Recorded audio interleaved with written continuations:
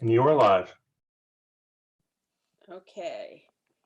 I'm going to call to order the meeting of the Affordable Housing and Community Equity Development Commission for June 22nd, 2023. Next order of business is to do roll call. Pat Sheridan, Here. Rich Halverson, Here. Elijah, Here. and I know Terry and Karen can't be here, so I think we're all here. Is that a quorum? I believe it is, right? There are four of us. So we are ready to go. First order of business is the approval of the April meeting minutes, because we did not have a meeting in May. So can I hear a motion to approve the minutes from April? So moved. A second? I'll second. Motion having been raised and seconded, the minutes from April are approved. Next order of business is an update on the Willows. Yay! Yay. It actually got approved by the Planning Commission. And I know, Teresa, you may know more about what their schedule is, about when they're, since it's approved by the Planning Commission, they have no more approvals to seek in the city other than starting to get their work done. Well, their application has to be approved by planning and zoning, so. Okay, all right. So Tom's in the process of working with them to get that done. Okay. I think there's a couple of more things that they have to submit, but.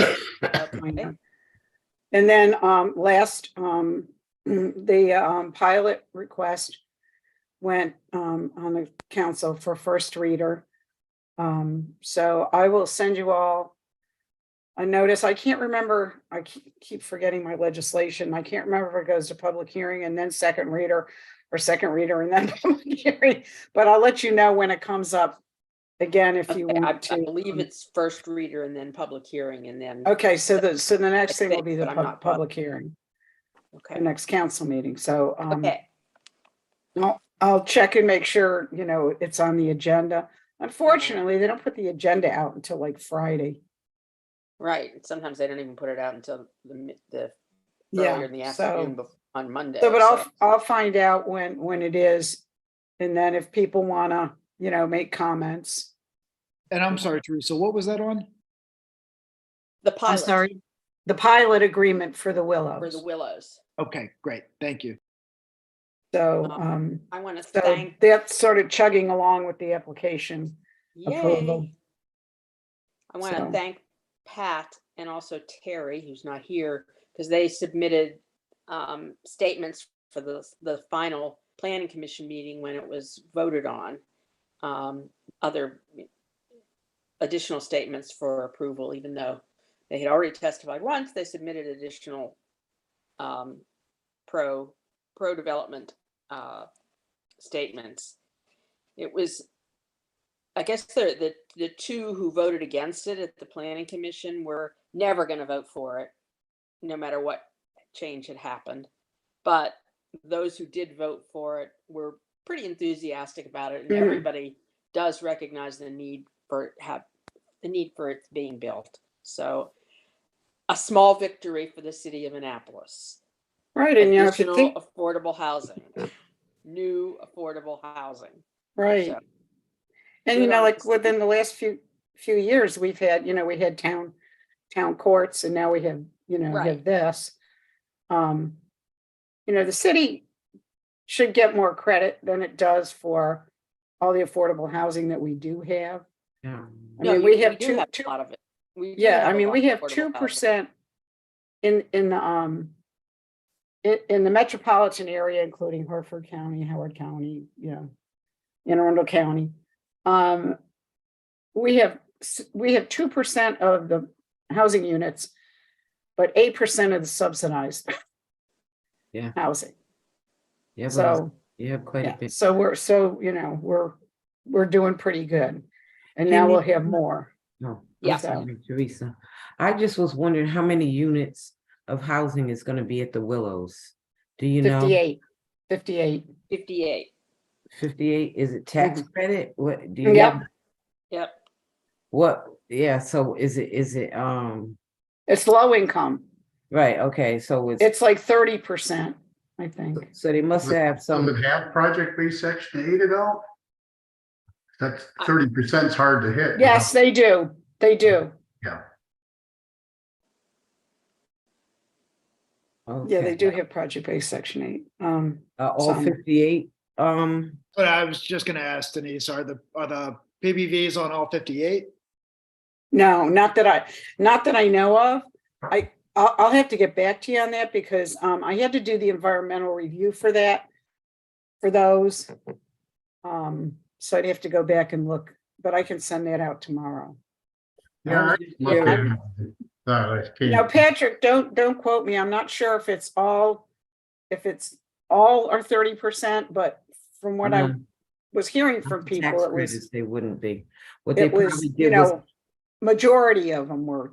well, they made, the options for tax credit are 50, 60 in income averaging, 8 up to 80%. So they'll put lower units in, higher units in, as long as you come with that average. So the only 30% is, there must be something else in there. If Well, there there's is, there's that, and I didn't say it was all 30%. right, some I said 30%. the majority, when I was talking to somebody and said the majority of it is low. So everybody has a different definition of low. So, I think anyway. before the planning commission meeting, you sent us kind of a prospectus of a summary of the project, but I have to look at it. I have to go back and find it. Yeah, Mm. So I think I did. I we think can check. Yeah, but I can send it again if you, you you sent know. a bunch of stuff. So, Any Right. home money in there, T? Any home pardon money? me? Is there any home money I'm in? not sure. Okay, Can you all use right. home I money won't for ask- rental? Huh? Home? Yeah, Is I it- think there is. Yeah. I think there is. I know the county has some. I Money in think it. there is some. Because if I there's home, recall. I was just kind of figuring out where the 30% are. Well, don't worry. Don't worry about Yeah, it. I 'cause know. they I just funded got it. too caught up. I was just wanting to know how many units for real. Well, I have it. Okay, that's You all just right. have to look in the Willows folder on the computer under Okay, I affordable will. housing. Yeah, there was a write-up somewhere. I do recall. Yeah, I think there was That's a what I was breakdown. remembering too. So. Trying to find. it. Anyway, it's great to have it. It's moving It is along good and that it finally, 58 a more- long process. families. Where exactly is that? It's right on Forest Drive. Yeah. Right on Forest Drive at Right. Hilltop. The American Legion. Right at the stoplight. Yep, right at the stoplight. Okay. One other thing on development, not increasing the number of units, but Morris T. Blum is slated to go to financial closing in July. Wow. That rehab will start, probably won't be till late December when they get staged and people moved around. Right. But progress anyway. Yeah, definitely.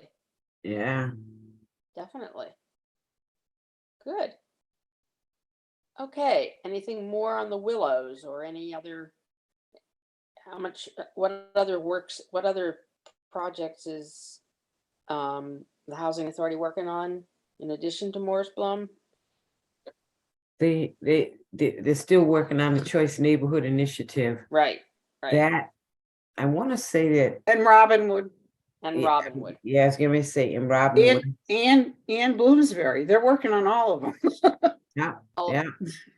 Yeah, Bloomsbury is just conversion of the type of Section 8. It's not actually any big renovation job. But it classifies as being a RAD conversion. But the other two, they've gone through the developer RFI or RFQ and evaluating the developers that have responded.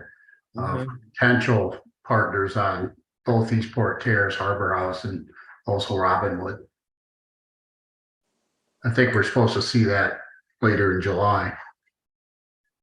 Good. Cool.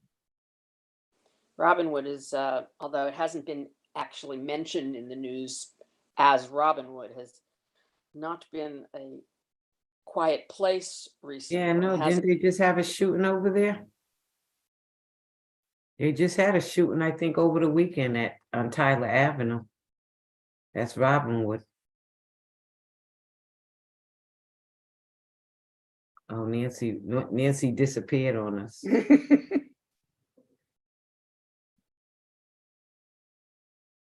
We can't hear you, Nancy. No, I do fade in and out here. There you And are. I can. Nancy, cannot get back in. you know, there might be a possibility that we can, you know, just get you one of our laptops for the night. Well, that would be great. I think- Okay, because I mentioned it several I times, but know, I know. so let me look into We'll, that. we'll follow through on it. Yeah, because I think the planning and zoning office has a couple of we have a couple of laptops. And we Okay. might be able to loan it out the night of the meeting. So, Okay, all right. all right. Okay, next on the agenda, CDBG. Teresa. where are Yay. we?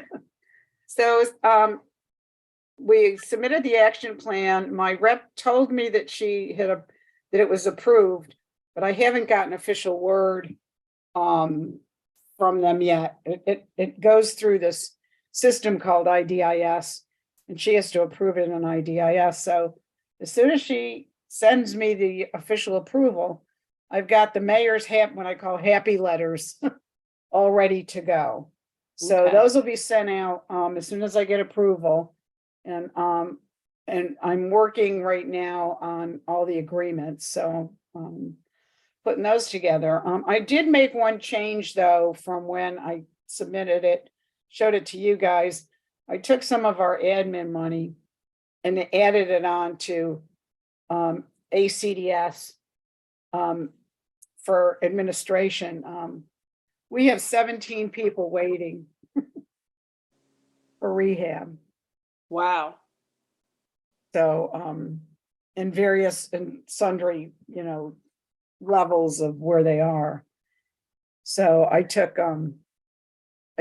50,000 and put it into ACDS and kept some for ourselves because it's just good to have. And that would be about $11,000 just in case of like an emergency. So, because we didn't need any block grant money in the budget for our salaries and stuff.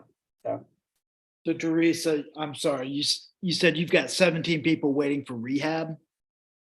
Like homeowner Sure. rehab? Okay. does that come under you? I think it might. Okay, well, I'll call you tomorrow.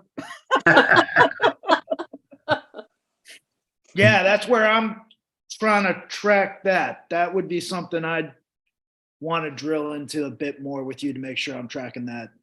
And actually, now that I'm saying that, no, No, No. the construction people. no, probably. it wouldn't, because it would go over to our construction Yeah, side. construction. Yeah, but there's the part, but They they do the eligibility. I think the home rehab all runs through our construction department. Yeah, Okay, So I'm not going to touch that because we're just on the planning and administration side like you are. okay. All righty. Well, But- that's, you can always plant a bug in the ear, a little. It is a incredibly short walk from my desk to the Yes, to that the would be a good construction thing. to the construction department. Right. Yeah. Yeah, just sort of, by the way, kind of thing. well, I'll chit chat. I'll call you tomorrow. Oh, well, no, I won't. I'll be off tomorrow. I'll call you when I get back. Sounds good. Okay. All right. Well, now we're at the exciting part of the day, new business. Is it the Well, one? Nancy, I added on and you probably didn't notice it. um, when I realized that, I had the wrong date, Yes, you did. That's right. I redid the, agenda and I Oh, sent it to okay. somebody. So we wanted to do a quick little report on, the Rental MPDU rehab? program. On the rehab. So that's rental- gonna be Denise. Okay, Denise. Okay, as Before of we get today, into Dewan's presentation. okay. Which As I of- don't know where he is yet. Oops. Well, call him up and ask him where he's at. I'm sorry, I Teresa. did. Well, I'll call. As far as the MPDU program is, right now, the builder has turned 14 units over to us. We've actually sold 2. We have 2 sales pending. And I know that the last time I spoke on this, we talked about, I've gotten in a lot of applicants. Applicants, however, their income just isn't high enough for them to meet the mortgage payment. Hopefully, with the increase of the income limits, we might get some more qualified people that can afford the mortgage. We have 5 people waiting to go to the classes at ACDS to get their home buyer certification, the home buyer education certification, so that they can move forward. Just had a lot that thought they could afford it. Some of them haven't made it through. Some of them backed out. And just trying to push a little harder, but I still have applications coming in. In fact, I just processed one the other day. She's one of the school teachers in the city. I know that's one of the target areas, so hopefully we'll get them moving.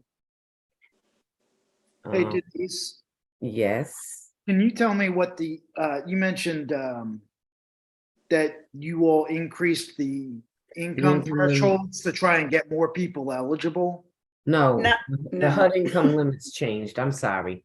Okay, I'm sorry that I misunderstood that. Well, the income limits were increased effective June 15th, but it's what HUD publishes that. we go Yeah, by. it's the Oh, HUD that's income what you're limits. referring to. It's just, okay, I got it. Okay, I'm sorry. But don't ask me what they are, because I don't have them memorized yet. Okay, that's just about all I have. Does anybody have any other questions? Do you have any referrals for us? Yeah, we're having a little bit of a time because, the builder built 4 bedrooms and so that made the price higher. The price Yeah. is $312. So Is it still park, whatever? Park, Parkside Parkside Preserve, Preserve. Parkside, yeah. right, there's gonna be a total of 19. They've released 14. 14. I'm sorry, I didn't tell them that. Yeah, Tracy. no, you And- did. So, and then, yeah. But, I do have a couple of promising applicants that are interested. Hopefully I can get 2 more off moving forward. Good. But the biggest holdup is normally they will go through the home buyers home buyers education class after they apply for the program. But these units came online and we didn't have enough people for the program. So, and ACDS did a blast, and so we've gotten some applicants through them. And so we're processing it a little different than we normally would, because normally we'd have the applicants and once the units came online, they were ready to go. But in this case, we're trying to process the applications and it's taken longer because of the home buyer education certificates that they are required to have, and their ACDS is overwhelmed, so that's setting us back about 30 to 60 days on some applicants for that class. Mhm. Okay. All Thanks, right. Denise. You're welcome. Anybody have any further questions?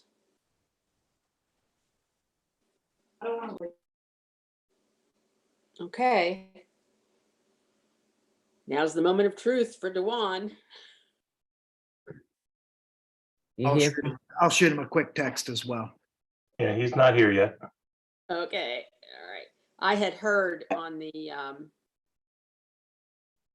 I had listened to the budget hearing that they had, budget amendment process the week, I guess it was the week before they actually approved the budget finally.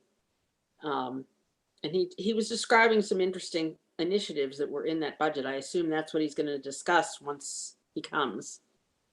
Is that right, Denise? I'm sorry? Or Teresa? Well, I just called and I didn't get an answer. Okay. I've just texted him as well. And I texted him too. So I guess pain of death was not sufficient. I should have told him my cousin Vinny would be visiting him. No. excuse me.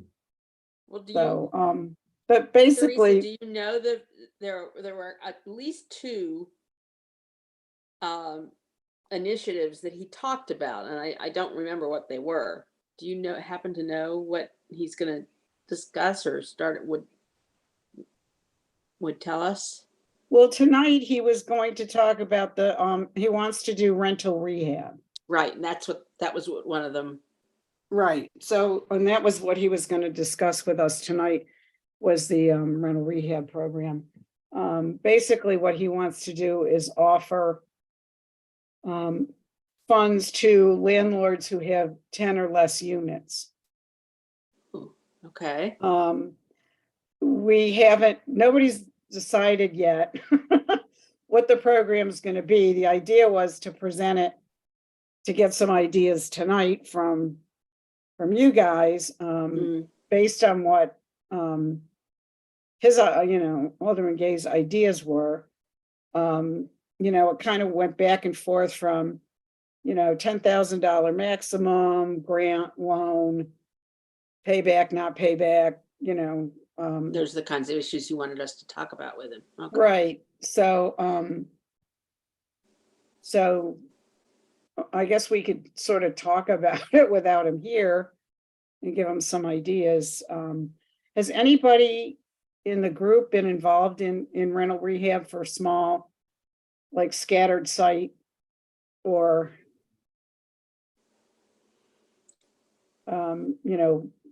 there are some buildings in Annapolis that do have less than 10 or less units. In fact, I talked to somebody on the phone the other day that has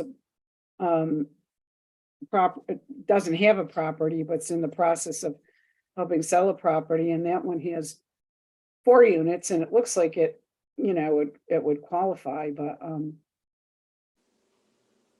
So we're trying, his idea is to get, as opposed to scattered sites, like a landlord who has 5 single-family homes. no scattered site, and He wants small buildings that have 10 or fewer units.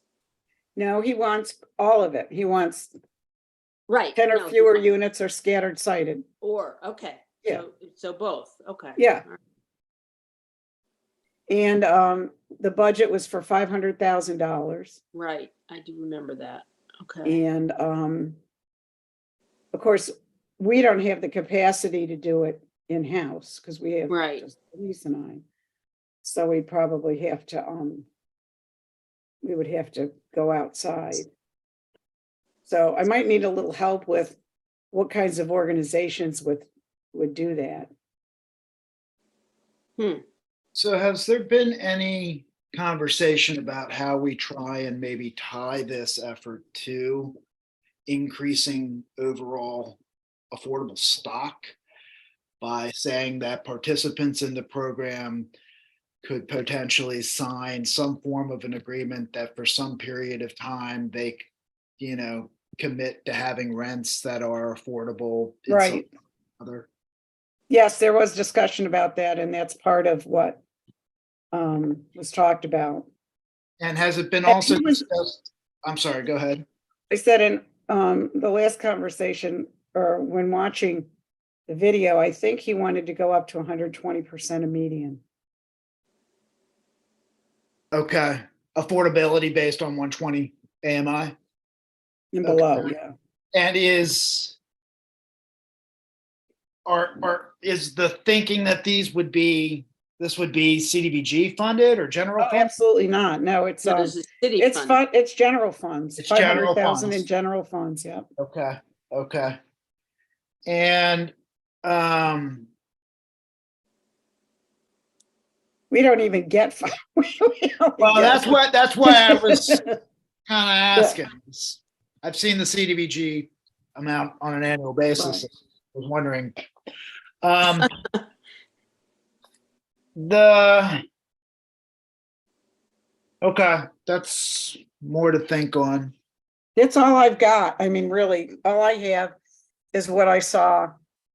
Oh, I'm sorry, this was the thought. I wonder if it makes sense also to, as early on in the process, be thinking about how to kind of tie it to any properties that have been cited for code violations.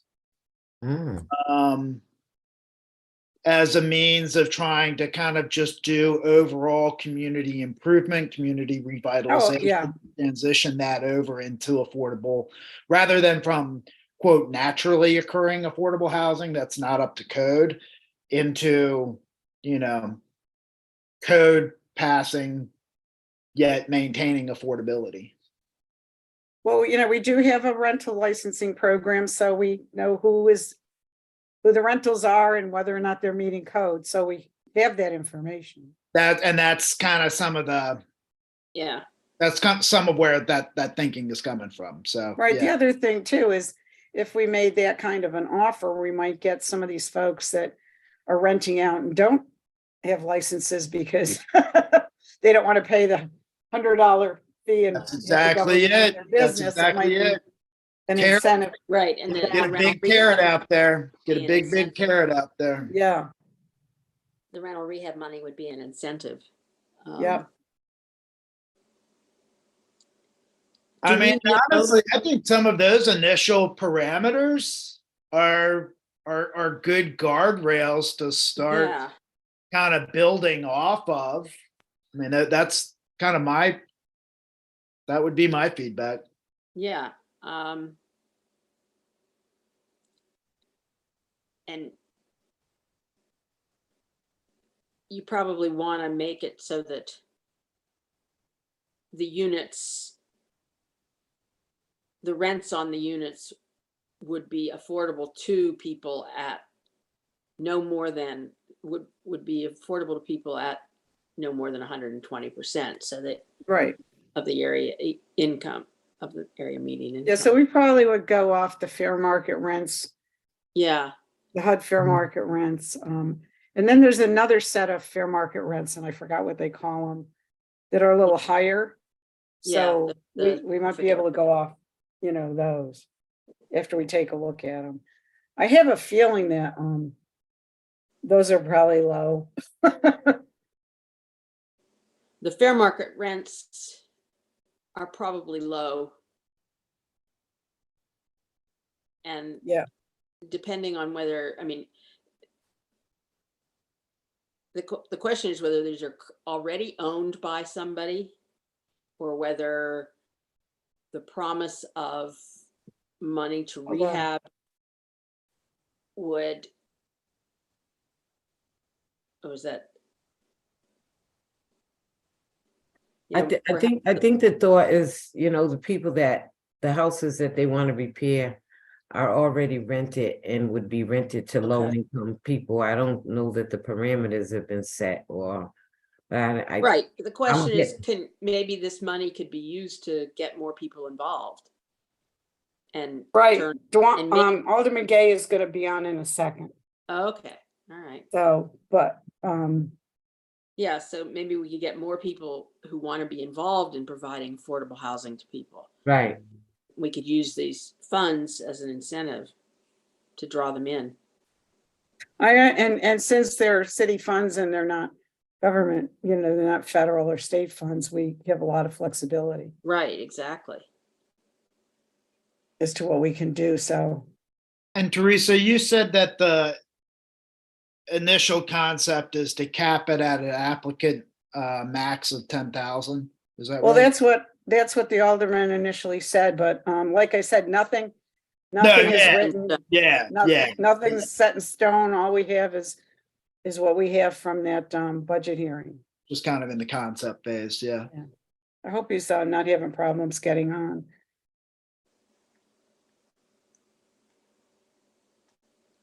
I did it I haven't first. seen any emails or texts. Okay, because he just called me.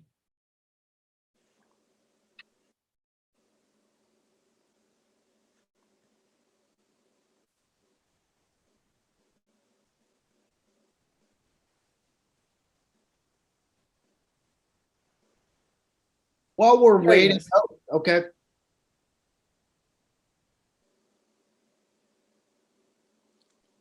Are you there, Alderman Gay? Can you hear me? Mhm. There he is. Okay. How are you? I'm well. I'm well. I'm Good. jumping on my laptop. It's loading as we speak. Okay. We just designed your whole program for you. Yes, we did. But now I'm you sure- can tell us what you'd really like to do. I'm sure I Now that would we've agree with designed everything. But which program did you discuss? We only discussed the rental rehab. Okay. You want to go into kind of what you all Why talking don't about? you do what you Yeah, were planned to do? Tell us what it is that you were able to get into the budget. And that will be before your committee. Absolutely. And then we can Oh. go from there. KISS, as my teacher used to say, keep it simple, stupid. Yeah. We got $500,000. It was originally $1 million, but there was a friendly amendment made on the floor, so the amount is 500,000. The policy idea itself was based off of some work I had an opportunity to do in the Maryland General Assembly this past session. We were working on a version of the Maryland whole homes repair bill, similar to the Pennsylvania whole homes repair bill that passed in the Pennsylvania Senate. And so essentially what the legislation was doing was allowing for the state to create a whole home repairs program, because there already is one that exists. But to be honest, the reason that the state thought it necessary to refine the programming was because, access to the application right now, if you're applying to the state's program, they're sending you to different sites to add up funding, to make sure that you're getting the appropriate amount for the necessary repairs. And so it was just a long, tedious process. They thought this would be much better. And so the general idea is that, hey, if you're a landlord, you can apply for these funds up to $50,000 and have access to the capital necessary for repairs. That's just the rough outline. The policy that we have not gotten into yet, but what I committed to on the council, obviously, is that we come up with a timeline for how long a landlord will be required to rent after they've accepted funding. So for example, if it was $10,000 and under, if it was $10,000 or under, would there be a separate timeline? As opposed to someone who may be taking the full $40,000. Then there were questions as it relates to, obviously, what would the area median income be that we would be looking to rent to?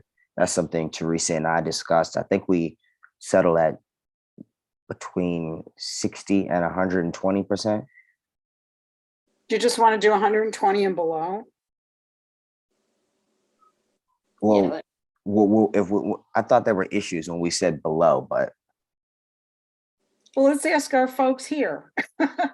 I mean, below, would mean that, that would be somebody that was Below, all the renting way and down. probably in something that might not be, it could be substandard. yeah, I thought when we got to that, for some reason there was a reason that we decided not to, but I'm totally fine with that. Yeah, just saying 120, and I'm actually going to take a note of that right now.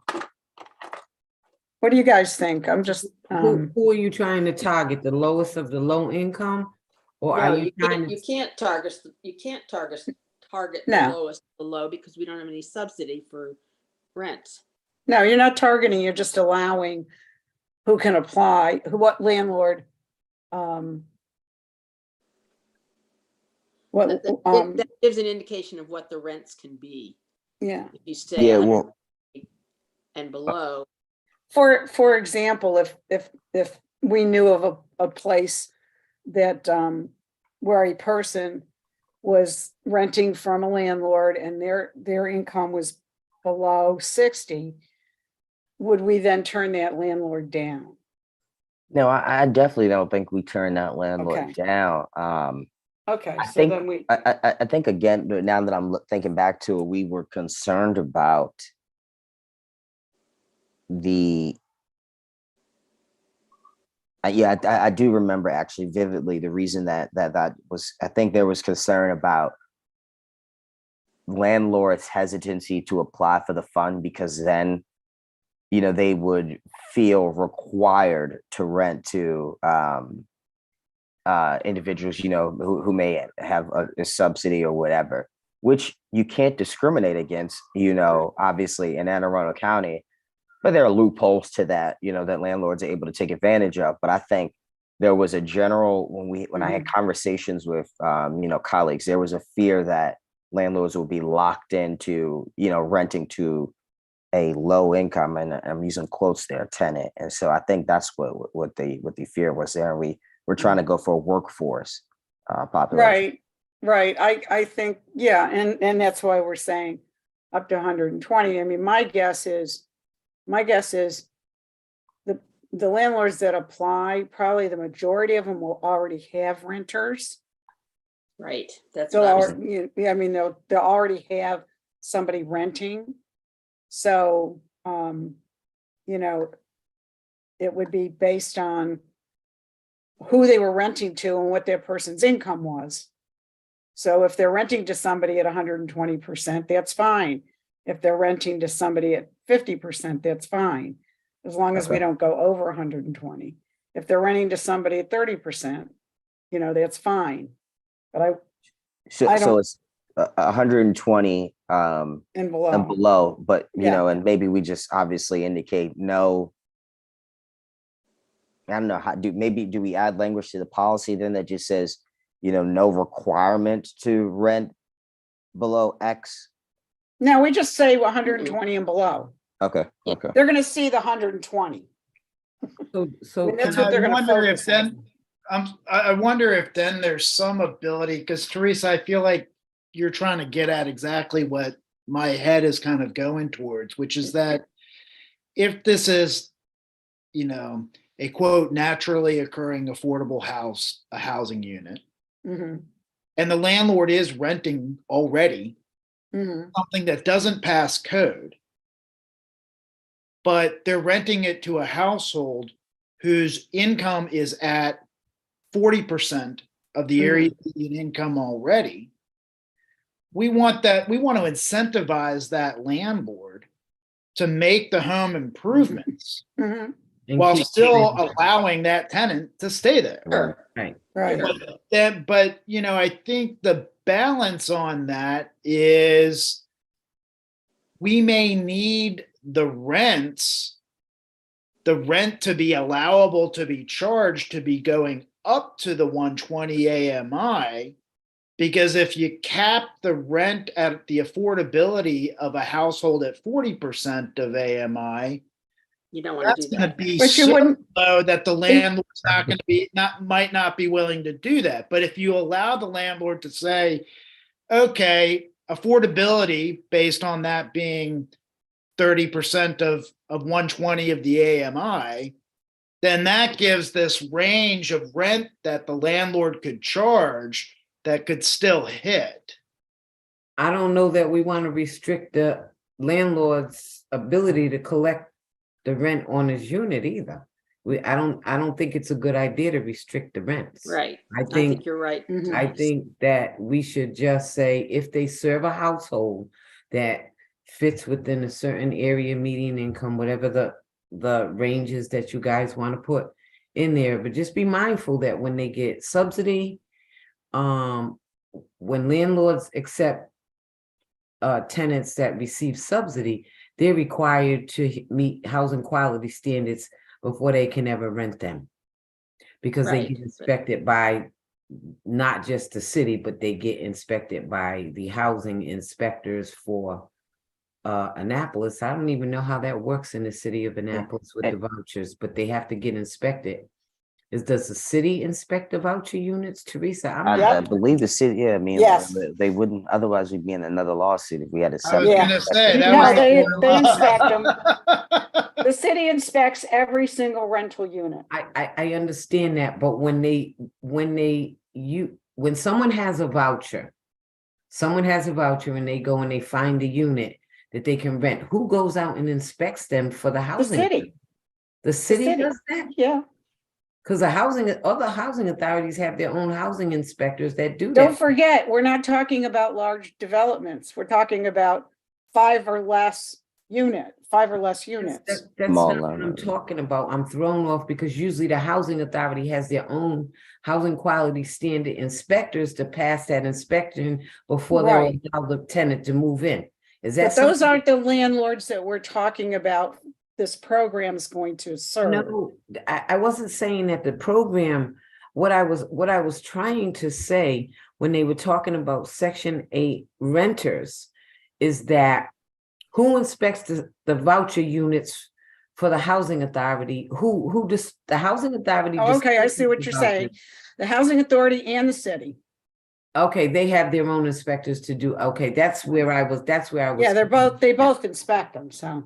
I mean, so what would the inspection do? The inspection will determine that it meets housing quality Yeah. standards. Yeah, of course, but that Yeah. doesn't, that doesn't That's set not the any intent rents. of, that's not, I think Alderman Gay, I think for clarity's sake, my understanding of your intent with this is to preserve existing stock of affordable housing for folks Yeah, and and let's just, create more affordable housing stock for non-subsidized renters. Is that- exactly. I'm not even Right. trying to get into subsidized, rents or have landlords even thinking about renting to, people who have vouchers. That's not my intent. I'm not trying to force that. And I Okay. actually would like to stay as far away from that as possible. I would like, and Their so, housing, be careful. well, when I'm saying like when we get to, so, I think someone just gave a perfect example and that's where I kind of was confused about and trying to figure out how do we set that policy.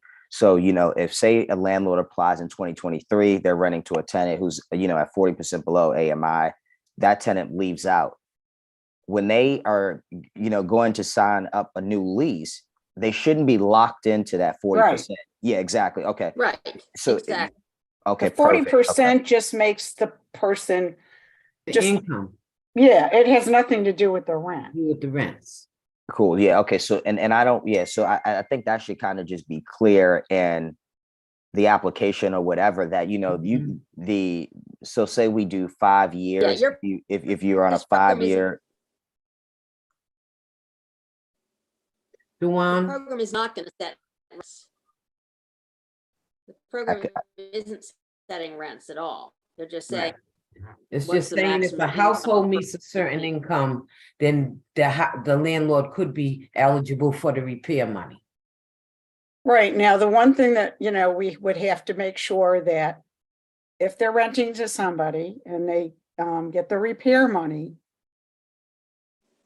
they don't, now the place is nicer. Gouge the rent. Exactly, So exactly. they don't jack the rent up, so that the Right. person can't afford it. which Yeah, of is- course, So but I that- wonder if and that's that's- handled in a separate bill, that we shouldn't, because we aren't going to be able to stabilize rent through whole home repairs.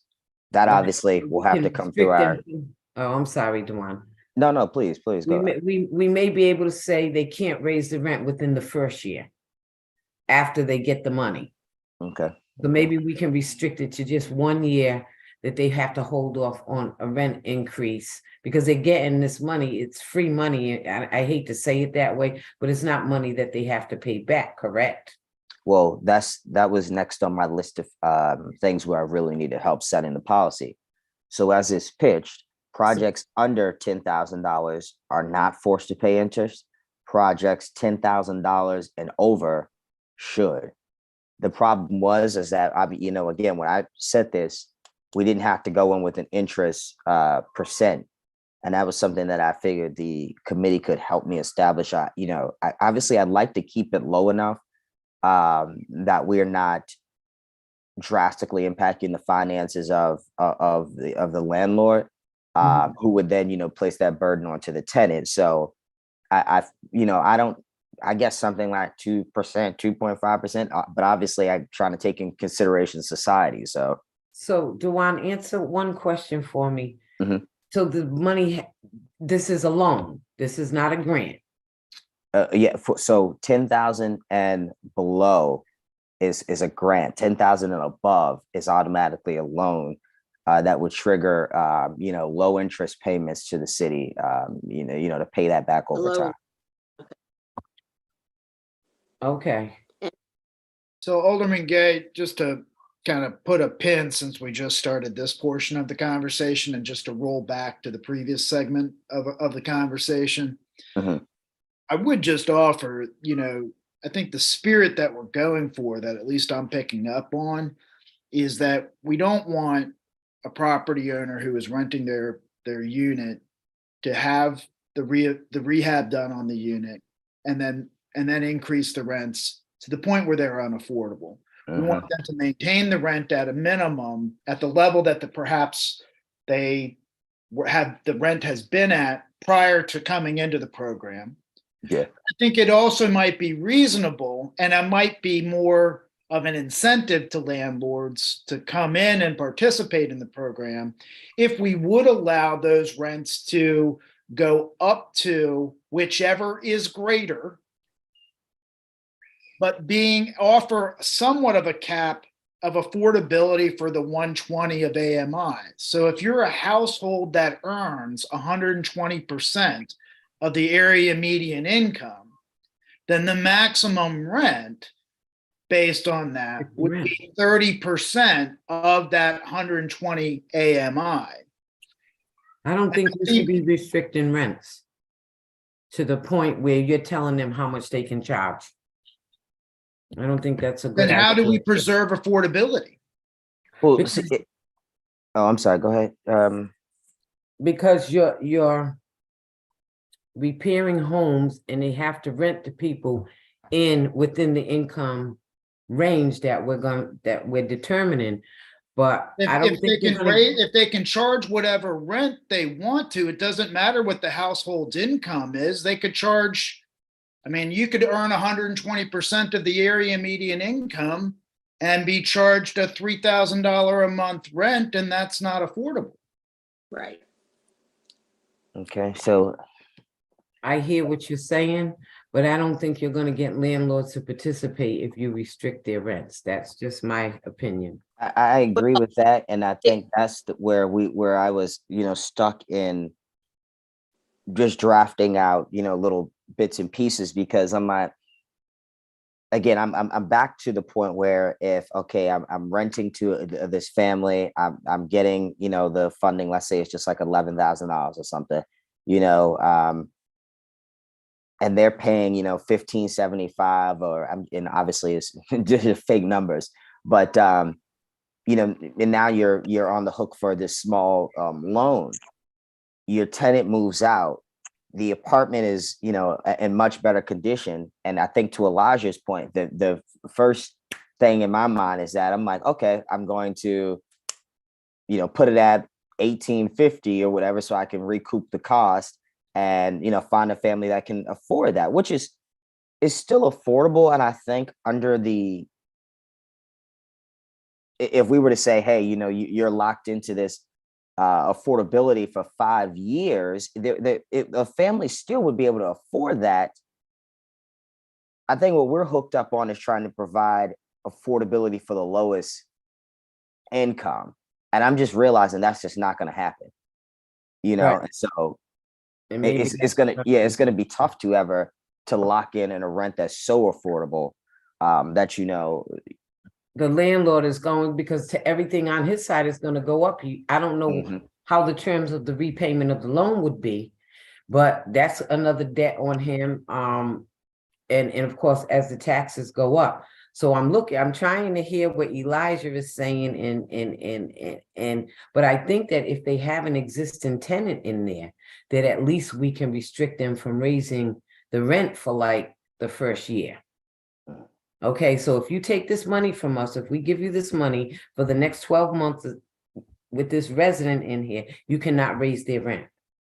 Okay, Or we could, I think it makes sense to restrict the ability of raising the rents by an excessive amount, but perhaps what we can yeah, do, a percentage, yeah, some percentage that we all determine is is fair. fair and is reasonable Affordable. in the. Yeah, And tie it to inflation or something like that, you know, Yeah, yeah. cost of inflation plus 4% or You might whatever.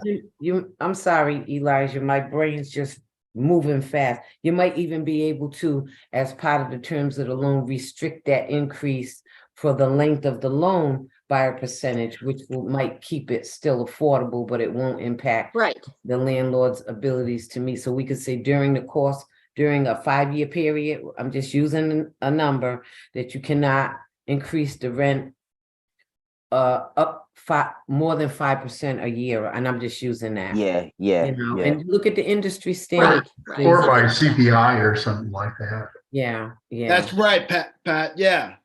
I yeah. think that actually makes the most sense. And Denise, just to, and Alderman Gay, just if you're scribbling down notes like I am, you know, just to try and build off of Denise, I think that's a great idea. I really like that idea of being able to try and tie it to the payback period, right? And if the loan is going to be at X% interest, let's allow for the rent increase to be at a minimum at that percentage Mirror that.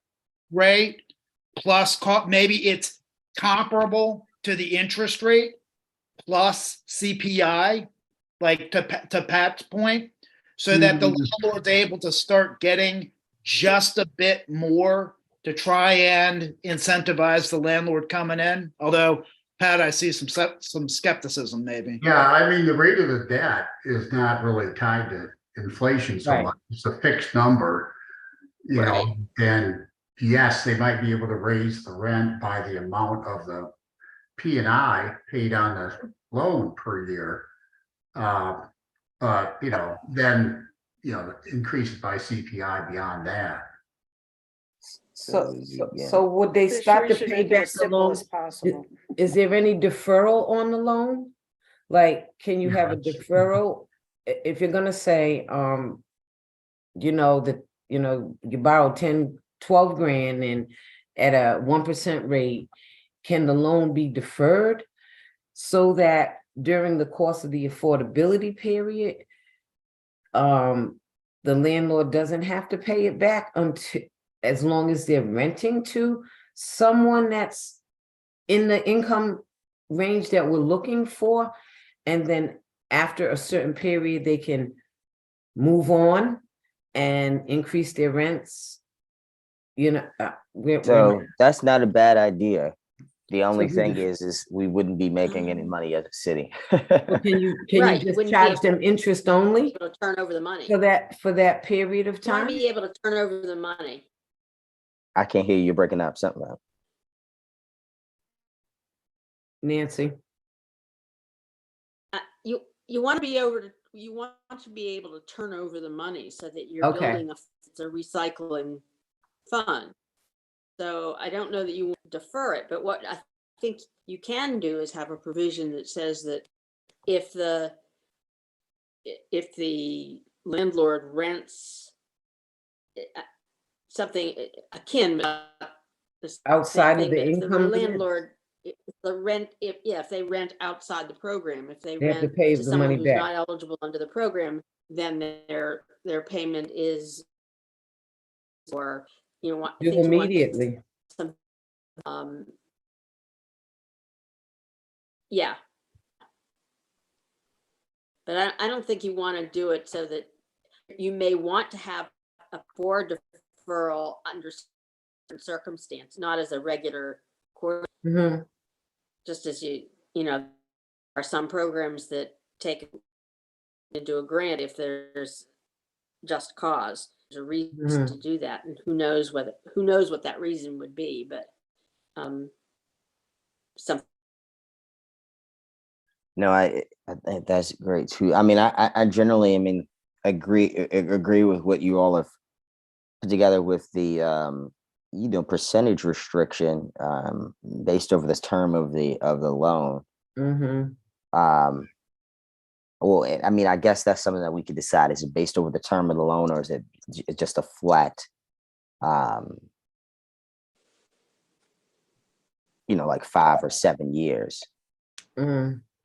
So, which is I- a normal rehab loan Mhm. like this. I mean, in the normal banking world, that's what these rehab loans are like, 7 years, maybe Perfect. 10 at max. perfect. Okay, yeah, that's what. Originally I think we had 10, but I'm like, again, the smaller the better, just because I don't want people to be fearful of being, locked into some decade-long Right. contract. That also gets into an Right. administrative nightmare. Night. If Yeah. if we're going to be needing to try and recruit an organization to run this, that's going to be a very intimidating component. Be on the hook for 10 years, yeah. Yeah, and I would offer that is another, I think, audience that you want to keep in mind as we're drafting this, is it's not only the residents, the renters and the landlord, or the property owner, but it is also the administrating agency, and keeping it as streamlined as is possible. That's true. That's very true, which we will have to, get into that. So let me just continue to kind of go through the rough outline that we have, because it's Mhm. 7:40 and I know you guys got 15 minutes. So, using the state's definition, this is we're aiming this at small landlords. This means a landlord has ownership interest in not more than 5 residential properties and no more than 15 rental units, which in the city, I mean, that's just clearly making it so for aimed at some of these smaller landlords downtown in the West Street corridor, some of the older units, and even in my ward and along Tyler, etc., properties like as such. Well, Duane, I just have a quick question, honestly. Mhm. The kind of money that we have in this pot, if you have a landlord that has 15 units and they have more than one unit that needs to be rehabbed, couldn't that kind of eat up the pot?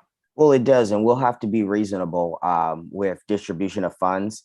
I do think that once we get a policy together, Okay, it'll be very easy to go to the state, this year, and say, hey, here's the policy that we've created, similar to what you obviously have been trying to push through. I know that home repairs was something that the administration supported, even the governor's administration. And so, you know, would you be interested in funding it on a much smaller level to pilot and see how that could particularly work out, you know, for the state? And so I think that, you know, we're going to have to make what do probably with our 300,000 if they're going to want, you know, 2 and some change to run it, and just really count on the state or the county, you know, seeing this as a successful program. I Okay. think the state program though, that home program that you mentioned is just for homeowners. Well, yeah, but I that's what I'm saying. But they do have, they do have a program called Maryland Housing Rehabilitation Program that loans money to, it's called the MERP program, and they have something called sponsor loans. And they will loan to landlords that have up to four units. They had Okay, another I see. program too. But I it was a see. Are you grant talking about program. the HAF? MHRP. Oh, okay, I see. Right. Yeah. Yeah, I don't know, do they still have that program? I know. Oh, that- yeah, I just talked to them today because I wanted to see if we could get in on getting some of those loans. And I think that's the difference in ours, obviously, is that, you know, everything that I've seen was for homeowners. You know, Right. this is for the Yeah. rental market, which, you know, inadvertently helps us reach our goal of providing affordable housing. And so, Right. They Just so you have a know, we have, program. I'm just so sorry. you know, we have 17 homeowner cases waiting for No, 17. Go ahead. I thought you were. We have done. 17 homeowners waiting for help right now. will they get it through at the beginning of the fiscal year, right? Through the, Not not with the, we only have like a few $100,000, so we can only do like three at a oh, time. okay. They had a program, Dewan, I wanted to just share this with you where but it was a grant program where they gave owners of rental homes rehab money. They rehabbed the home. They had a 10-year window that they had to rent in each year, but they forgave 10% of the loan for every year that they rented to affordable people that met, I hate to say affordable people, but households within a certain area median income. Mhm. And they forgave the loan. That's why I asked you if it was a grant or a loan. So they did have a program where they restricted and they forgave a portion of the loan every year until they got to 100%, which was 10%. Well, maybe it just makes sense to say, all right, and to just say from jump, 10,000, I mean, whatever you accept, it's a loan. And, you know, so, you know, stop the whole grant loan thing, just make it a flat out loan. Right, And then right. I maybe- understand that. Yeah, and then maybe we just say, all right, for those, you know, with smaller amounts, if you're renting, you know, for the, you know, 2 or 3 year, whatever loan or for the duration of the loan, then we, you know, talk about actually loan forgiveness. Because at that point, if you're fixing, you know, steps, you know, on the front porch or whatever, because, you know, the renter can't get into the house or something, I think that is something that could, you know, be looked at as a forgivable loan expense. No. Yeah. That's how we do our rehab program. Although it's a longer period of time, but we forgive it. We Excuse start me. forgiving it at 20% in the 10th year. And Yeah, at the end of the 15th year, yeah. it's totally forgiven. You said at the end of the 15th year. Yeah, this is for homeowners at the end of the 15th year. Okay. Yeah. Because pretty much you think about it, the improvements that get done only last 15 years. So, you know, you Yeah. can't. Yeah. So it's forgiven after 15 years. But So- starting in year 10, it reduces by 20% a year. So the oh, I'm sorry, Nancy. Maybe you could just forgive a portion of the loan. Maybe Yep, not that's the another whole thing.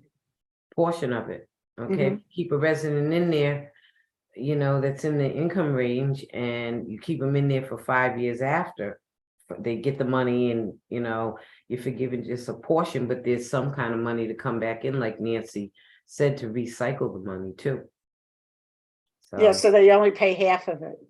Yeah, so that's just a thought to try to get incentivize landlords. Yeah, That You is a got- good, that is a good point. I mean, yeah. I would honestly just really like it so that, they accept the loan or whatever.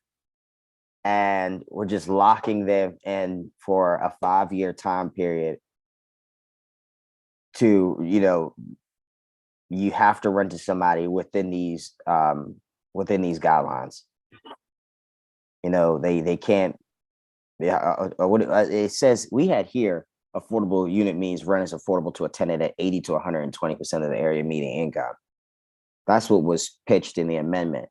And so, and, obviously that doesn't have to be the Bible, but that's what we had pitched. And now that I'm looking at the amendment.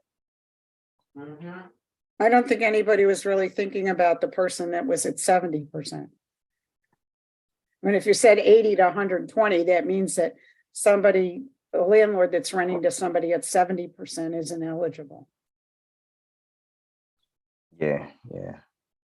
Well, they So that's something that will have to be they edited. could rent to that household. It's just they could charge that household a higher rent based on age. No, they whereas wouldn't be eligible. No. If we're saying the program is only eligible, as long as they're charging rents that are affordable to 80 to. no, we're not 120. talking rents, we're No. talking the persons, we're talking people. So Okay. I'm a family, okay, what Dwan was saying is, we're only gonna deal with people's who incomes are 80 to 120%. So if I'm a landlord and I'm currently renting to somebody at 70%, I would be excluded from the program. Right, you wouldn't For that- qualify. That particular unit would not be included. Right, you couldn't, so he In other couldn't words, if you've got borrow. a building that has 4 units and one of them is rented to an ineligible person, it doesn't mean that the other 3 couldn't be assisted. Is that right? Right, but normally these are gonna It be, appears to be discriminatory, oh God, no. Right. plus the fact that the majority of these are gonna be scattered site. I would, Yeah. I mean, most of our rental property that's, not multifamily housing is, Not big multifamily housing. yeah, it's not. Yeah. Oh. No, I agree with that. And that's what I've been trying to wrap my noggin around is how do we maintain affordability? Because as I was, even just reading a couple of the case or examples that you had sent me, I was just, as I'm reading it back, I'm like, well, how are they? Because if it makes sense for the homeowner, and like you said, every program that I've seen was for homeowners because it just makes sense. It's long term, one person incomes can fluctuate or whatever, but they'll still be there. With the As long as they're renter, it eligible. makes it difficult because, we're talking about leases here. And so, like you said, we can go from, I applied in 2023 and 6 months through, my tenant's lease is up. So now I'm not sure exactly what I can do. And I think that's the bottom line that I'm getting from the discussion and that I was, stuck on myself is how do we create a timeline? If the landlord chooses you to to make necessary improvements for their unit, will they be required to rent to families at an affordable rate for X consecutive years, or would the landlord be required to rent to tenants at this income amount? And that's what I'm confused about. Well, here's what you need, here's what we need to do is you need to have a goal. So either your goal is going to be affordability or your goal is going to be housing condition. But you have to write down a goal. Well, the goal is Like, affordability. what's your vision for what's going to happen and what's the goal? And so, if your goal is affordability, that's one thing. If the goal is affordability, but and what do you all tell me every single time, I come and want to, create rental stability or whatever? Well, the landlords need money because they can't take care of their property. And so if that's what people say all the time. Well, you can't, rents can't be low because then I can't maintain my property. And so here's the answer: free money so that you can maintain your property and keep a consistent rent, a consistently low rent. Okay, so here you're talking rents again. See, Denise is saying, oh no, you shouldn't restrict what they can do with their rents but you're saying we're talking about rents and affordability, so you I mean, gotta. because the thing is, there's no point of the fund then. If I'm just gonna give you the money and you're gonna hike up or rent. to the Exactly, so point that you you do want. have to have, some I don't think so. restrictions on the I don't rent. think so. I think the rent restrictions are through rent restriction legislation or rent stabilization What if legislation. that doesn't go through? Again, that's why I don't think this should just be tied to some sort of, maybe you rent to this tenant for 2 consecutive years. Maybe the tenant's lease is extended so that you can maintain the property, but Well, I But I think maybe what you want to But- do is, I think maybe what you want to do is for the period of the loan, the rents, you have to hold the rents at a reasonable level. And I don't know how to phrase this exactly at this point, Mhm. but it's for the term of the loan, that's when you restrict the rents or Mhm. the increases that can be made. Right. And I don't know how you restrict them exactly. I think we talked about it earlier. I missed about 5 minutes or so of the I think you discussion. look at because- what they're collecting now and say, this is what you're collecting, and you can increase a certain percentage through this 5-year period. So if they're charging 1,500, like Dewan kind of used an example, that's where their rent is at the time that they get the loan. Whatever that rent is, they can't increase it but By more 4% per year. percent. Huh? I would More than offer at the time of 8% a year. application, Right, at the time of application. not at the time of the loan. Okay, I got you. The time of application, if this is what you're collecting in rent, you have to, keep the rent at that, and you can only increase it that certain percentage Mhm. for that 5 years or however many restricted years of the loan. So you can Yeah. only increase it by a certain percentage. And Dewan, just to build on some of what Denise is saying, the documentation would be a submission of the lease at the time of the application, that's part of the documentation process. Mhm. And then I think, what I feel like I'm getting the spirit of what you're saying. I think the other thing that just sparked in my mind when I heard you talk about, well, you have to maintain renting to the existing tenant. I think we want to encourage that to the fullest extent possible, but we also have to be realistic that the The lives tenant of may tenants stay. might change as well. Right, The right. tenant might need to move for whatever reason. Right. I think that really then speaks to what Denise, I think your point has been, which is that then if, to what Alderman Gay is saying, the overarching goal is affordability, then we tie it to the term of the loan. Right, so you kind of, even if that tenant moves out, whatever rent they were paying, they have to move the next tenant in, and they have to pay, maybe they can get a 4% increase in between the two tenants, but we have to limit how much they can raise the rent during the course of the loan.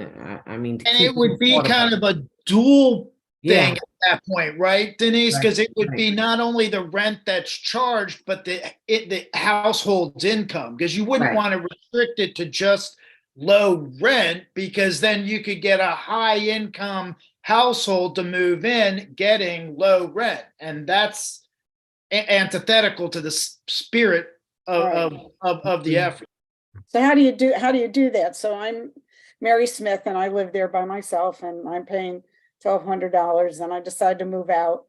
And Fred and his wife move in with the 2 kids and he's making it 120%.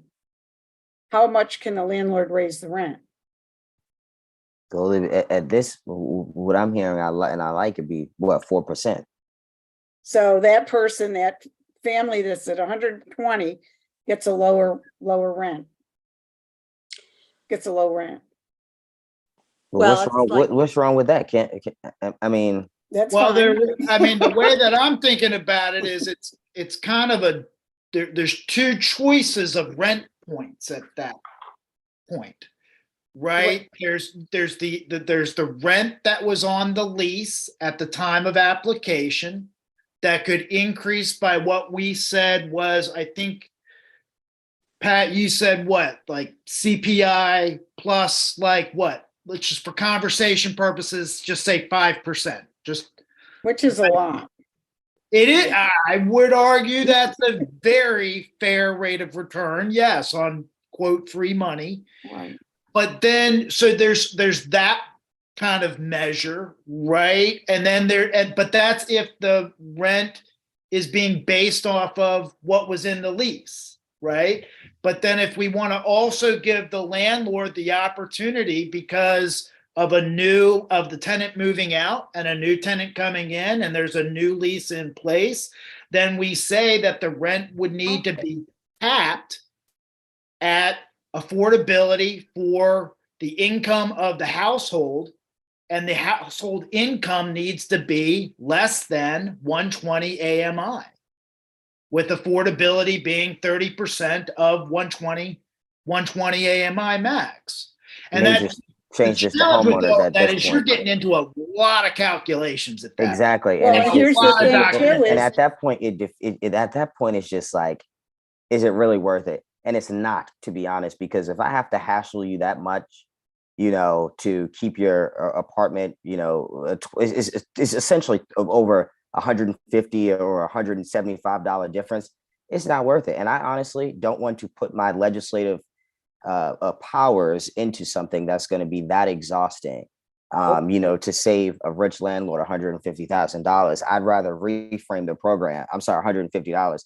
I'd rather reframe the program or repurpose the funding, honestly. You can limit. okay, so here's another scenario. Can I say this real quick? You can limit how much of an increase like you can say if it's the same tenant, 5%, if the unit turns, you can't raise it more than 10%. But nobody ever realizes that 120%, yeah, it looks good. But when you start looking at what people bring home, they're really not at 120%. Their gross income is 120%. You take a third of that, now you're down, so I just think that you could put in two things where if the unit turns, you can't increase the rent more than a certain percentage for the new tenant. And as long as the original tenant is there, you can't increase it. So you can have two restrictions on increases, like turnover and during occupancy. So that's my thought. Which is not that big a burden administratively, Dewan. I think Okay, yeah, because I'm looking at this formula that they use in this for the rental determinations. Hold on, I'm just trying to pull up. Take your time. I'm wondering if that would just make sense for us. What? This rental, I'm looking at another rent rehabilitation program and Eugene, which is all the way across the country, but I will share this with you all via email. Okay. So can I just add one more question or caveat? Okay, so I'm living there and the landlord, I'm not paying my rent and the landlord decides to evict me. Well, How does the loan, what happens with the loan? at that point, And what happens? Right? Well, the I'm next sorry? tenant should still fit the income guidelines. If Yeah, you yeah. evict somebody, then they, tenant has to fit for as long as the loan is outstanding, right. the unit has to be rented to someone who fits within the income guidelines. Right, but what about the whole eviction process? Are we gonna be making sure that the landlord is following? Are we gonna be responsible for that? That they're I mean, following? why would you get involved in that? That's a courts thing. Because if, it's a city money, it's city money involved. But what does that have to do with us? You accept Taxpayers' money. of I'm course, just but you throwing it out, because accept one the- of the aldermen's gonna ask that question. and You've got state laws that cover that too. Yeah, You I don't feel do like it's- anything different Landlord-tenant law with covers that. landlord tenant issues. You don't do anything different. The only thing, you still have to run a rental property. Mhm. If someone gets evicted, the only thing that the landlord should be obligated to under the loan is that they have to rent to someone else within their income limits. They can go through their natural process. They still have that, as long as they have the loan, they have to rent to, it should be written in the loan that they have to rent to people within the income limits that's established. So he just puts that person out, finds someone else, make sure that they qualify, and that's, Yeah, because we aren't tying it to the tenant. It's, you know, the landlord. And so we aren't Right. saying, you know, Every this- time, well, in a way we are, but yeah, but I we think, just have to We're be not careful established. that we're using city money to support a landlord, and I think we need to make sure that the landlord's following all the rules. yeah, of And course, we but do so have tenant landlord rules in the city under our fair housing law. Just we And saying. do, and we those do it, but we have obtain. fines. We have fines and fees for those landlords that don't follow that. And I don't see how they are, Yes. you It'll know, be one no and the different. same, really. Right. Well, it could It'll be be. the I same. mean, Has to be the same. Do so you think that, okay, maybe I'm looking at it too simple. I'm looking at it like this. I've accepted a loan. A tenant is evicted. I would still be on the hook for the loan. I mean, if I accepted a loan from a bank and I evicted a tenant, the bank isn't going to be like, oh, well, you evicted the tenant. I'm going to pause your loan and, you know, wait for you to find another tenant. No, you're still no, responsible. that's not what I'm concerned about. I'm more concerned about, we evict the tenant, he or she evicts the tenant. Mhm. Tenant's now evicted. Tenant says that the eviction was unfair, turns around and decides to sue the landlord. You've got city money involved in this. That's all I'm saying, is there's city money involved in this. And But you it's a should loan. put something in whatever our regulations, policies and procedures that just addresses, you know, must follow, you know, the city fair housing law, blah, blah, blah. I agree. I That's just all. think yeah, and that could be thrown in there, but that's something Yeah. to me that just seems like self-explanatory. I mean, if you are treating your tenant wrong, again, I'm missing the point where you're saying it's a city loan, so we would be held It- liable for anything. How would we be held liable for No, that? I mean, in the sense that you're using taxpayers' money to give this landlord some help, increases property values, yada, yada. And then he turns around and evicts somebody who might feel that they weren't, you know, Okay, and so at just- what point would the city be held liable for that? Are you saying because we gave them the money, so then they're going yeah, to it's say, sort of like giving money to unlicensed, it would be like giving money to unlicensed landlords. I don't see any. Okay. I mean, No, I'm just they playing rent it without the devil's license, so, advocate. Yeah, Pardon? they gotta go through landlord tenant court to evict, Right. so. Yeah, but don't forget the city, the landlord tenant court is us. no, it's I mean, not. some of it's us. We have Oh, we with have a with landlord tenant. licensing, you're right. Yeah, that's true. Well, I'm just I think saying one we of the should just, requirements obviously is that the unit has to be licensed. So anything that goes along with that licensing. And if the unit becomes unlicensed at any given time, you could have a provision that you can demand the money Repayment. yeah, repayment that's- immediately. But there's another problem with that I'm not going to bring up at this meeting. Right, right. It could We can become go- licensed for a smoke detector, so. right. One other quick point to bring up, because I know it gets, we're talking about situations where the landlord would be able to demand a significant increase in rent as a result of the upgrades they make, but I think to be considerate of how the program's designed and the type of work that it's really meant to support to create better conditions for renters and have them address things that they might otherwise not, to raise the level, and that the amount of money in the program and kind of the way it's presented might also avoid situations where landlords are making the significant improvements that might demand a 20 or 30% increase in rent. Yeah, that's a Yeah, very good point too. Yeah, the kinds of money that we're talking about here would not Yeah, it wouldn't go to Invite. that level. 20 to 30% increases in rent. But if Okay, they see a Chris, much smoother, What's the maximum, Dewan, you were thinking 50,000? Yeah, I was thinking 50, but when I'm looking at some of these other rent rehabilitation programs, all of them are capped at like 25. I was going to say the Yeah, same thing. I think 50 is too high. I would offer though that those were put into place at a very different market. I mean, between labor costs, supply costs, all of that, 25,000 can go quick.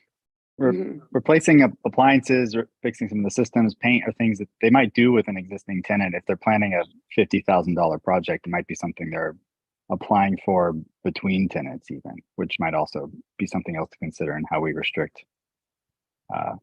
But Rich, was I picking up just your overall kind of point being that we want to try and be just thinking about this so that the landlord is trying to make improvements that get it to code, but kind of tap so that they're not making kind of quote excessive rehab? My that the understanding point that of you the were kind intent- making? My understanding of the intent of the Alderman, and please correct me, is we want to improve the quality Right. and obviously as a whole, the quantity of affordable housing, and the program's designed for them to improve that quality, not necessarily to, there's plenty of other mechanisms for them to borrow to make improvements. They are going to see upside on the property value and on their long-term rents. So how does this fit in the context of their next best alternative to address something that the city's incentivizing in providing better quality rental homes for our I think the purpose of the And, loan. you know, yeah, was and to landlords- be honest, is to Rich's point, like when you're absolutely right. And I'll say to you all what I said to the council as well, and particularly my colleague from World One. I'm like, when I'm looking for, or when tenants are looking for apartments to, rent at an affordable rate in the city, right? You'll find these studios, all up and through the downtown area, whatever, and they'll be at very affordable rates. I'm talking sometimes like $1,200. The problem is that the floors are falling apart. The paint's a mess. The appliances are, from 1940 or whatever. And so Retro. it doesn't, so it's not creating a livable environment. And so in my mind, and maybe I'm naive in this thinking, but I'm like, okay, well, if you're already renting at $1,200 a studio and, we give you $25,000 to make these repairs,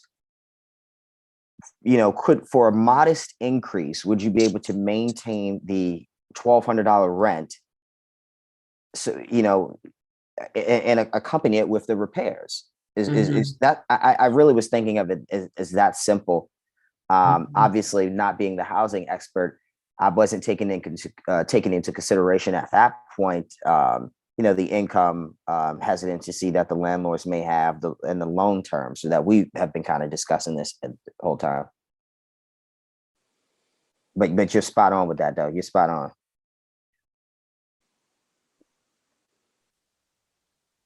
That's what I thought the whole purpose of the loan was. When you start looking at extensive rehab, then that's a whole different. I thought it was just what you were saying, Dewan, just to maintain the units, kind of give them a little bit of upgrade with fresh paint. Yeah, so appliances, that would small include repairs. like weatherization, accessibility, electric and plumbing, like interior, exterior, like that type of stuff, right? Well, that's now you're going up in price. All that stuff's So expensive. you wouldn't be able to do it all, No. parts of it. Yeah, but if you have an apartment, just like Dwayne was described, Dwayne, why am I changing the name today? I'm sorry. fine. Where you want to keep it, you need some repairs done in order to rent it for it to pass code, whatever code's saying, and I'm just using that as an example. And we give you the money to bring it, to get so that it can be licensed and the repairs are made. And you can maintain it at the same rate or just a little bit higher, then that's the goal. That's what I think your goal is. That I think that's the goal, to sustain housing in a decent, safe and sanitary manner and keep it affordable. Exactly. And I think, again, the thing that I'm caught up on and that we discussed is that what metric makes that the best option is. Do we attach it to the AMI, or do we attach it to this length of of a loan. And so that's something that I'm definitely going to have to try to, do some extensive research on in the next couple of days and weeks, because, I don't want to make the wrong mistake here and we have only 2 applicants, because people are scared that the loan attachment is too much, but I don't want to make the mistake and, make it too easy. Want to and make it so- attractive. You don't want to. Exactly. Yeah. You want to make Definitely. it attractive for the landlord. And so, and I think maybe because you don't really want to give landlord money to do a major rehab, because that's what's going to make them drive up the cost to get more money. You just Yeah. helping them make the repairs to sustain the unit. I have to think about this a little bit more. I would limit it to the AMI as far as the type of people you're trying to attract, people within a certain income limit. If it's up to 120, whatever you decide, so that you're reaching those in between people, because you've got the low income, that there's other options for them. And then you've got what we'll consider this like moderate income. These are the people you're trying to keep in the units in some kind of affordable Exactly. housing in the city of Annapolis. Yeah. And I think, we're spot on with that. And I didn't mean to be offensive to low income renters in the beginning. I get when it. I said that wasn't my focus, but No, I think there are so many protections already in place, the voucher and just. Well, it's just the working people don't get a chance because they don't get the housing assistance, Yeah. and they don't have the option of living in Annapolis, living in an affordable unit in Annapolis system. What Eric Lejinsky calls the missing middle, those in the middle, that we're trying to keep. That's kind of what the MPDU program is trying to do, is keep the people that live and work in Annapolis In the city. Yeah. in the city. And so, I see where you're trying to go. I think we just need to iron out the income limits, the how we're going to restrict the units, income, rent wise, whatever. I don't think that if you put a noose around the landlord's neck and say you can't increase the rent, or you got to keep it at this, that they're going to want to participate, because everything goes up for them. Yeah. Right. Yeah. And that, yeah. And One so- thing that I think that you might want to do, which would be helpful, is to sit down with the folks that actually inspect all these rental units Mm. to get a sense of what we have, what's Yeah. here. Yeah. Sit down with, I don't know, one of the inspectors, or sit down with John Manasseh, probably one of the inspectors, because they actually go out and just get a sense of what's out there, what the need is out there, because they would know. They're the ones that are inspecting. They're the ones that Yeah, too bad we know couldn't where all do the rental query, units. query to do the research right there within the city to see, the number of rental units and the type of violations that the landlords are facing. If we could maybe get that kind of information, it might even give you a clearer picture of the need of the landlord Right. in the city. Because we really don't have a fix on the need.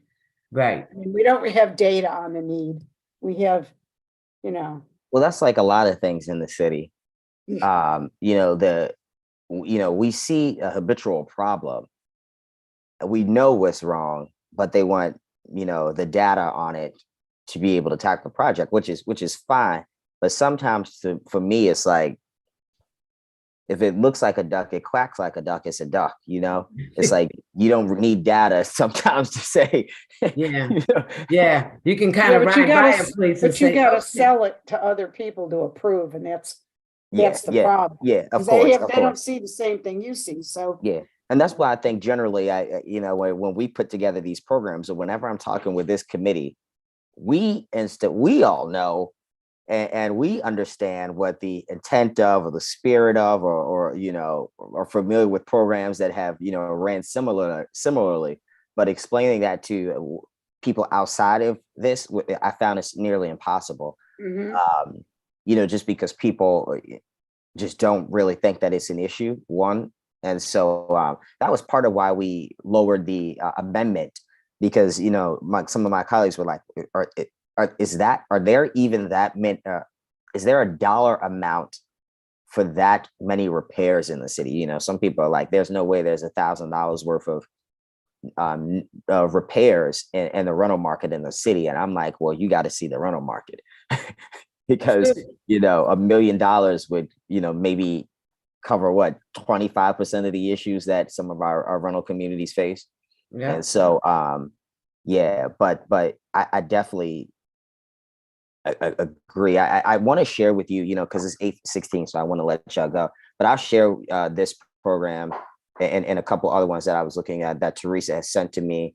I think outside of the interest and the you know, income requirements, I'm fine with just using the same framework and structure as your city's homeowner repair or home rehabilitation program. Oh, really? Okay. Yeah, some of the language I think we'll have to go back and tweak that I'm looking at, but for the most part, I'm like, you know, the requirements, licensing, Mhm. ID, all of Yeah. that stuff. You know, I think that's totally fine. Excuse me. Duana, I got one more suggestion because you don't want to give them a loan and it takes them a few months to get the repairs done and completed. I think that you should give them a window to get the repairs completed before you start charging Good question. them interest. I can't put it in lines with a new construction project that says, okay, you got 18 months after that, you got to stop paying the mortgage. But I think we should give them a little, if they come in and they get the loan from us, I think that we should give them a few months at least to make the repairs before they have to stop paying Absolutely. the money back. You know, I think that makes perfect sense. You know, probably like 6 months or something. I I didn't even think of that, you know, because it will take time, obviously, for them to get the funding, construction, completely, you know, just, yeah, yeah. permitting And and all of that base- stuff. And my understanding from you is just basically they get to go out and hire whoever they want. We don't want. Well, estimates that's or what I anything. would like, you know, I mean, I wouldn't, you know, want to have to put in the restrictions of having the city go out, you know, sit Mhm. down with them, mark down all the requirements that they need. And, you know, so I'd like to keep it simple as just allowing them to find the work. But if the state is requiring that we get involved, then that's going to be unfortunate.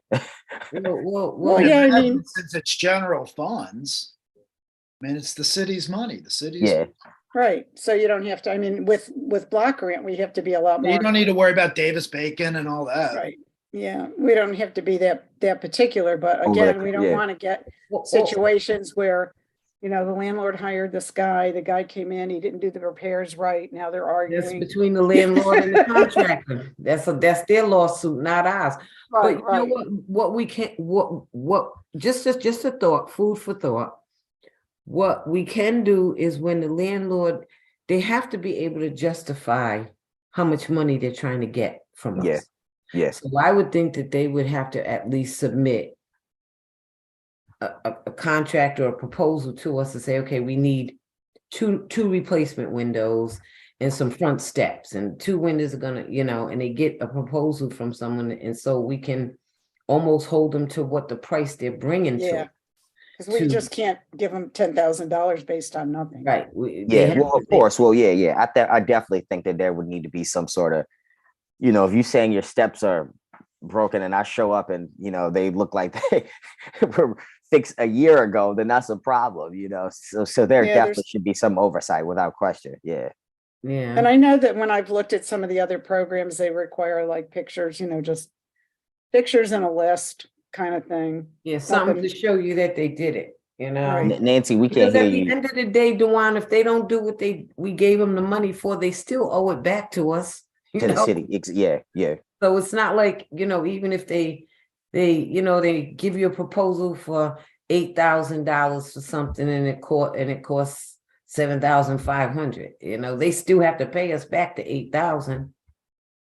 So I Keep them wouldn't, on the hook. Yeah, absolutely. yeah, so it's not like, God, y'all got my mind. I got all of these ideas and. Well, great. We'll have you start working on putting it all together. No, on I think you- paper. Nancy, I got some Nancy other- had one quick question before we try to hop off. I seen your mouth moving, but I couldn't hear you. Who, me? Nancy. Nancy. Nancy, poor Nancy. We can't hear you. I'm sorry. Is it your mic? Is it muted? No, she has problems with her iPad. Oh, okay. might got to bring you my city iPad. Well, we're gonna see if we can find a city laptop for her to use for these meetings. Perfect, perfect. Okay. Yeah. That's great. That's great. So I think we're straight, and I also have a night shift that I got to get to. And so my plan, I guess, is just to follow up with everything that we've just discussed. I'll send out these examples to you all that I was looking at. And we can just chop it up offline until, are you all meeting in July? I believe it's on the, To Yeah. meet, okay. Yeah. I think the intent is yes. Okay, so we can just email back and forth until then. At our next meeting, our next meeting is in July as well, July the 17th, I believe, either July the 17th or the 12th. You're usually the third Monday and we're the fourth Thursday. Yeah, which I think is the 12th, but Okay. yeah, okay, the 17th. Okay, yeah. So yeah, that's when we meet next, and I'll just totally, keep you all in the loop and chat with Teresa, excuse me, and Denise about what they think would be best on the city side. Well, I gave you that outline, so we would, naturally follow the outline, and I'll share that with Denise if you still feel like you want to follow that outline. Yeah, actually, I'd put it, if we could throw it in a Google Doc and just get the entire committee in that one Google Doc, that would be actually Yeah, we could do best. that. Okay. Or we could start, instead of with the outline, we could take our rehab program guide and start doing track changes. Yeah, seriously, throughout the document. Yeah, that would be, that's fantastic. Yeah. That way we can all be working at once and looking at changes that we're making and keeping each other in the loop. All right, so that's fine. I appreciate y'all time. This is not my meeting to adjourn, so but Get to work. Thanks for Alderman Gay. Thank you for bringing I'm this to us and for the opportunity. of course, no, thank y'all. Seriously, it's literally nothing without y'all expertise. I'm just getting the funding, so I appreciate it. Yeah, but it wouldn't be a program without your funding. So, Hey, teamwork. so I'm going to ask you the next time around to get me funding for our owner occupied more money, because like I said, we got 17 people in the queue and only enough money to help 3 of them at this point. Well, So- I'm on a roll, so like I said, I want to get to the state. I want to get to the state ASAP, and so that's got to be the next step. That's got to be in regards to funding without question. Yeah, because the owners, it increases our property values, it increases our tax base. It does have, in addition to helping people stay in their homes, especially the elderly, it does increase our tax base and keeps our housing in really good shape. So, Definitely.